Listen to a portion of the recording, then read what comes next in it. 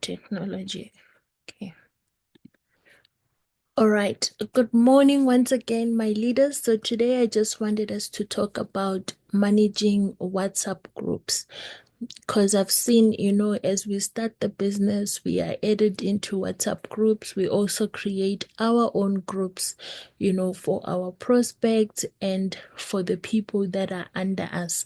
And sometimes, if we not manage the groups properly, you will find that those groups can either make or break your team. So I just wanted to take us through a few things in terms of what we need to watch out for when we are creating groups and managing people via WhatsApp groups. And the first thing is, WhatsApp is a very effective way of communicating. So we use WhatsApp groups because it helps us to get information down to the team.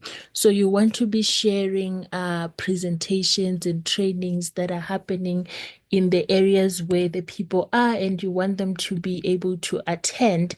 That is one of the main reasons why we create these groups, so that we are sharing updates quickly. If someone has a question, then they can ask, and they can get a response from the team in real time. It's also an app that almost everyone has on their phone, so it makes it convenient for people to stay connected. But also we use these WhatsApp groups to share, we share product catalogs, we share company policies, price lists, we share our videos, voice messages, a lot of things that we share via our WhatsApp groups. But also we accommodate multiple team members at the same time. So it makes it easy to discuss, to brainstorm, to plan. Like now in some WhatsApp groups, people are already talking about what's the strategy for next year. Let's do our planner for the events that we are having, all of that. And that is why we use WhatsApp. It's also cost effective. So in the olden days, you'd have to call everyone one by one and all of that. But now, for just a few what megabytes or data, you can speak to everyone. So these are the advantages of the WhatsApp groups and why we use them. But one thing that I have seen is, everything that is good also has a negative side, if not managed properly. And maybe let me go back and just ask you to type to say, what is one thing that you feel like you do not like about WhatsApp groups? You've been in different number of WhatsApp groups. It might be for your forever team. Just type for me in the chat there. What is one thing that despite all these lovely and wonderful things that you can gain from WhatsApp, what are some of the things, that you find as negative in terms of WhatsApp groups? If I can just get one or two people to comment. Let me see if I have any comments in the chat. Okay, none. All right. Oh, okay, I have one person. Let's see. Okay, so leader, I don't know if it's your seeker or just seeker, says when people start sharing things that are unrelated to the purpose of the group. So that's one thing she does not like about the WhatsApp group. So you create a group for training, and probably some people come in and they start sharing jokes. So that's one thing she doesn't like about WhatsApp groups. Leader Tipidi says she's just joined in. We were just talking about WhatsApp groups and, the benefit and what we use it for in terms of managing our business. But I just posed the question to say, in as much as we love using our WhatsApp groups and communicating with our team, what is something that happens in the WhatsApp groups that you do not like? That was the question, my leader. So at least I have one person, two people that are following me. Let's see. We have another message from I think this is Coach Kulu. Is it easily attract hackers? Yes, sometimes you're in a WhatsApp group and then you find someone is now posting weird things, scams in the group, or they start taking people's numbers from the group and using them for other purposes. So, in as much as WhatsApp is good, there are also some negative things that we need to watch out for if we are using WhatsApp to grow our business. The first thing is information overload. High volume of messages makes it so hard to follow important updates. So you'll find you know you log out now, an hour later you're opening your WhatsApp and the group already has 120 messages. What that does is, if there was any important information that was shared previously, a lot of people are going to miss it because now it gets overshadowed with a lot of other posts. So, in as much as we want to share information with our team, we have to be very careful in terms of how much are we sharing and the times that we are also sharing this information. So you have to be aware in terms of your prospects and your downlines, those that are working, those that are doing the business full time, because what and when you post actually makes a difference. Imagine you have a team of people that are working full time and you are sending 120 messages throughout the day. It becomes so irritating. The notifications are coming in and it's so distracting as well from, whatever the person is trying to do. So it's very important to know when to share information, which information to share, which information to not share as well. Because sometimes, we can end up just forwarding everything that we find we are forwarding in the WhatsApp groups, and then it becomes a lot for people to digest. You see prospects starting to leave the group, and we also have our new people that are signing up and coming into your team.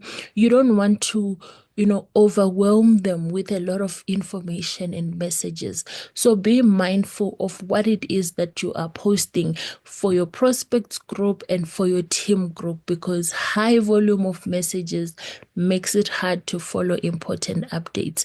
Then the second thing is lack of focus, which is the comment that we received from one of our leaders to say sometimes people post things that are not relevant to the groups.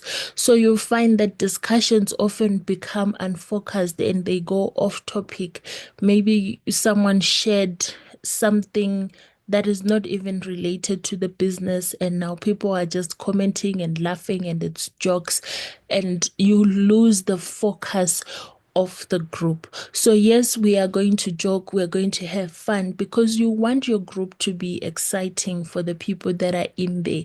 But whatever you are sharing, make sure that it's aligned to the purpose of the group. That just makes it so much easier, because I would know, someone in your team would know to say, you know what, this group is for training. If I'm looking for training, if I'm looking to ask in terms of when do I use FLP3? How do I use it?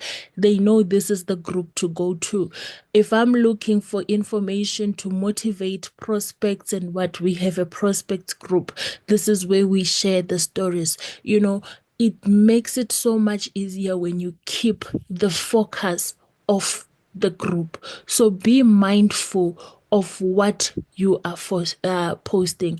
Leader Tsipidi says too much, we end up not reading and we miss information that is important.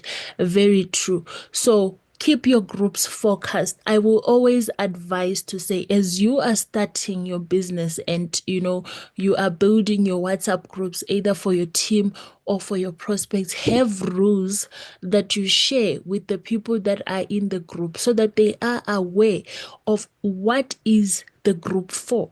We know that our 5 a.m. group, that is where we post everything regarding 5 a.m. We post our Zoom link, we post about trainings. If there was a training session, and people have questions, we can ask in the group and people answer in the group. So you know that, okay, this group, if I'm getting a notification, it's about 5 a.m. You almost always never find any other information that is not related to 5 a.m. in that group. And then you also have the training. So keep the groups focused. And then groups as well can come with communication challenges. So if you are a leader, messages may not reach everyone or receive a timely response. So when you share messages on the group, it's not everyone that is going to see the message at the same time. But another thing about communication challenges when you are using WhatsApp groups, you see, when you are typing a message, you don't have the opportunity to expand and further explain what it is that you are saying in the message.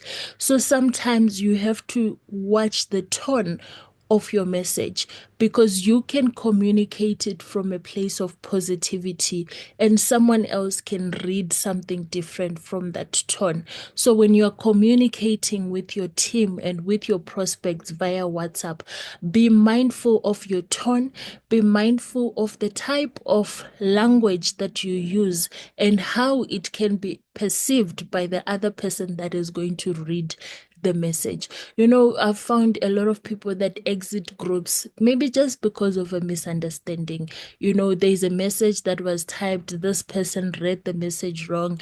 All of a sudden, there is confusion in the team.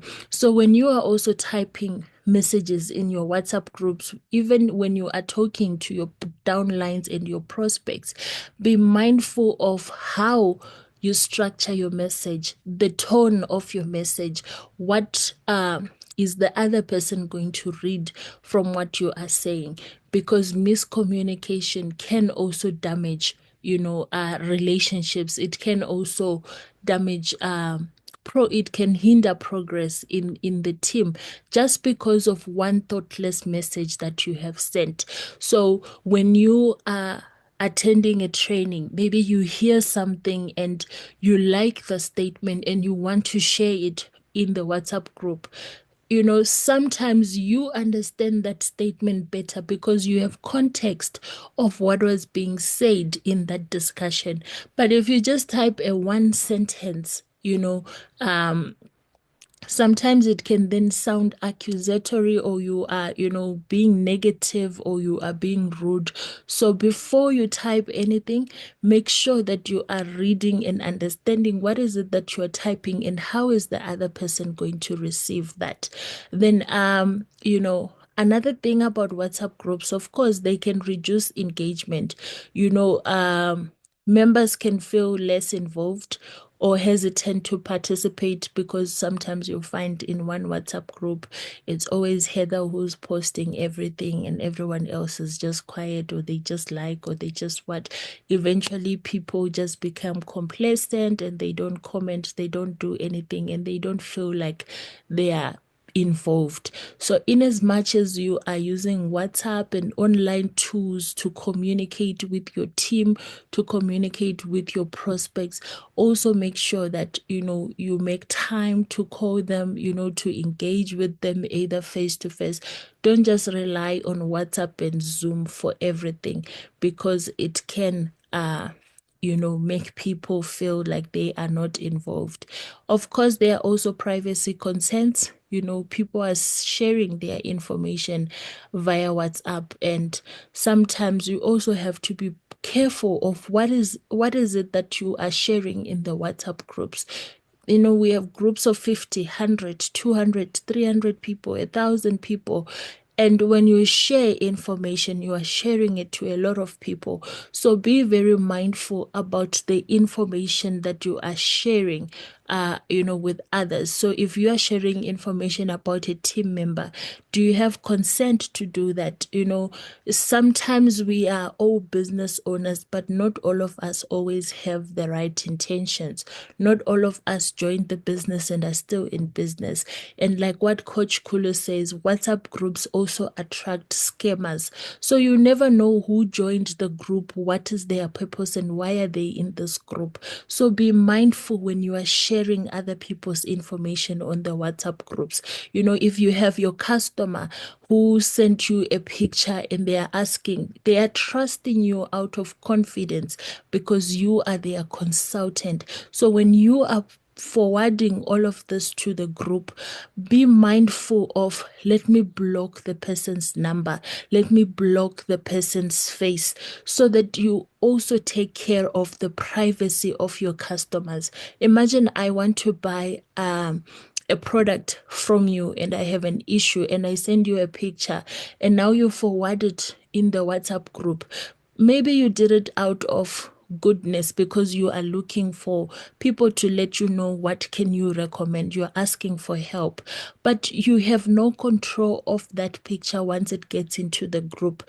Now other leaders are posting your customer on their status and saying, if you have this issue, I have a product for you. And now this person becomes viral or their picture is all over the place. So that is another thing that you have to be mindful of as a business owner if you're going to be using WhatsApp. Privacy, how you share sensitive information in the WhatsApp groups. If it's a customer, block the face, block their phone number. You are responsible for taking care of the privacy of your customers and of your prospects. So a prospect asked you a question. Maybe you feel it's funny, it's a joke, you want to share it in your WhatsApp group, but just ask yourself, how would you feel if it was your picture that is circulating all over social media? So be very mindful about that, especially when you are dealing with WhatsApp groups. Of course, there's a concern of the size, number of people that you can put. Too much activity can distract from important discussions, and also collaboration is hard to achieve in the larger groups. So these are some of the things that you have to be wary about when you are, using your WhatsApp groups. So I just typed some tips here for running a successful WhatsApp group. I hope I still have people that are following me. The first one is set clear objectives. So define the purpose of the group and communicate it to all the members. So if when you create your group, you are creating your group for your team. I see I have a message in the chat. Let me just check. Okay. Coach Kulu. I missed you so much, Coach Kulu. Glad you are here. All right. Thank you so much. Because sometimes I tend to talk and talk and talk and not check if I still have people. So define the purpose of the group and communicate it to all the members in the group. Everyone must be aware. What is the purpose of this group? And then establish guidelines where you are sharing the rules of the group to ensure respectful and relevant conversations. Okay, stay organized. Use features like group descriptions and pinned messages to keep important information accessible. So you might have seen, like, if we do our timetable for the 5 a.m. session, I always copy it and put it on the group description. So if you go to the WhatsApp group description, you can always find who's training when, the names, where I have the names, they are all listed there. But also another tip that I would share, if you are building your business and you are managing your teams through WhatsApp, look at how you are splitting your groups. One thing that I've found is having everyone in one group sometimes does not always work, because now you have different people in the same group with different objectives, and then they have different levels of understanding, and then it becomes chaotic in the group. So another way of managing your WhatsApp groups is from the very start, check how you have split your groups in your team. Have a group for your assistant supervisors, have your group for the people that are working towards supervisor or that are supervisors, have a group for assistant managers, for managers. That helps you because the information that an assistant supervisor who's just joined the business needs is different from what a manager requires. Maybe in your manager group, that is more of training them on how to build and develop their team. You're looking doing team trainings. What can you do? All of that. But an assistant supervisor requires a little bit more attention. They are still trying to learn the business. They want to know what is the price of this? What do I recommend for this? What is, you need to be sharing the trainings with them every single day. Some of them might need to be reminded because if Heather has been in business for a year, she already knows that the CSM organizes product training every Tuesday and there's a Zoom session every Thursday. She already knows about the Facebook training group. She already knows about the YouTube trainings. But someone who's just joined in today, they need to be reminded, guys, today's training, here is the link. Please make sure you log in. Here is the catalog that you can use when so the information that you are sharing for these people is going to be different depending on the stage that they are at in their business. People who are pushing towards supervisor, they are targeting, maybe they need to do 10 cc this month and 15 cc's next month. The level of pressure that you are going to apply to these people is not going to be the same as the level of pressure that you are going to apply to someone who joined the group today. So try and split your groups according to the target and the focus of the people in that group. It makes it easier to manage what is it that you communicate, because sometimes what makes people quiet is, one, yes, it's information overload, but the information is also not relevant to them. If someone has just come in and they are still mastering, how does the business work? How do I do my 4cc? When you share information about car plan every single day, it can be motivating, yes, but at some point it becomes a nuisance because this person is very far from that goal. They still need to figure out how to become supervisor. But people who have just become manager, they are interested in those kind of incentives and those kind of trips. You can post that every day and they will understand what it's about. So be aware of the people that you have in your team, the information that they need, the level of pressure that you need to apply, and all of that. Okay, I see I have WhatsApp chats there. Leader Coach Kulu says, I like the splitting of groups. Yes. So try that out. I've seen it to be working quite effectively for me and my team, and it avoids issues of information overload. And then using features like group description, pinning messages, if there is an important training that is happening this week, because you know that you've posted it today on a Monday, but by Thursday messages would have come in and people will struggle to find the link. Pin it at the top of the group so that people are able to easily access that information.